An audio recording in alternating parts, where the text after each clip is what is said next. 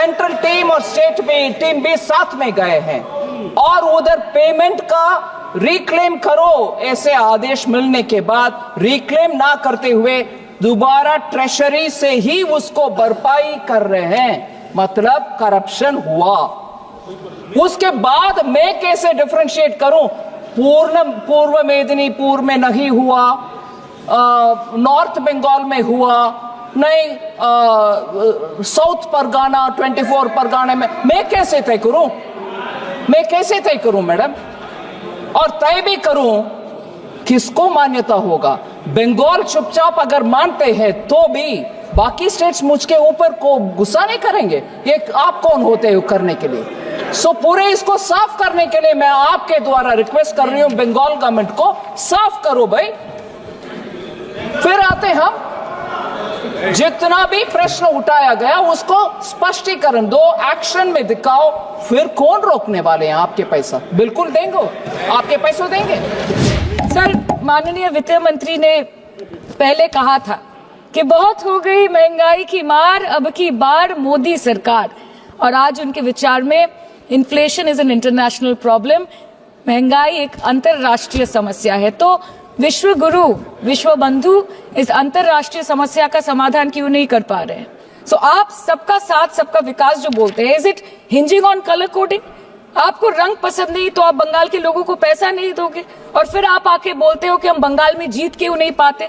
Ma'am, this is the reason, this step motherly attitude, जिसके लिए बंगाल के लोग हर बार इनको बड़े बड़े रसगुल्ला खिलाकर वापस दिल्ली भेज देते हैं। आप जब तक ये करते रहोगे आपका सीट नहीं मिलेगा बंगाल में। मान लो ये सच है, फिर आपको क्या दिक्कत हो रही है भाई? खुश रहो, पूरे जीतो, पूरे आराम से बैठो ना। हो रही है दिक्कत, जनता देख रही है, गरीब के पैसा किसके हाथ में जा रहे? पार्टी वर्कर्स में हाथ में जा रहे, ये अभी खुलासा हो गया है, इसीलिए दिक्कत हो रही है उधर, इसीलिए दिक्कत हो रही है। और जब हम उसके लिए तैयार हैं, आते हैं स्टेट में, आपके टीम के साथ ही जाते हैं, अकेला नहीं जाते हैं। आपके टीम साथ में रहने के बाद भी दिखता है कि घपला हुआ, उसको सही करने के लिए मौका भी देते हैं, फिर भी आप यही राजनीतिक भाषा बोलते हो, नहीं जब तक ये करोगे बीजेपी नहीं आए। नहीं जी, देश अच्छा होना है, मोदी जी का संकेत यही है, अच्छा करप्शन रहित गरीब को जो पैसा मिलना है वो मिलना चाहिए। जहां घपला होते हैं हम साथ नहीं रहने वाले।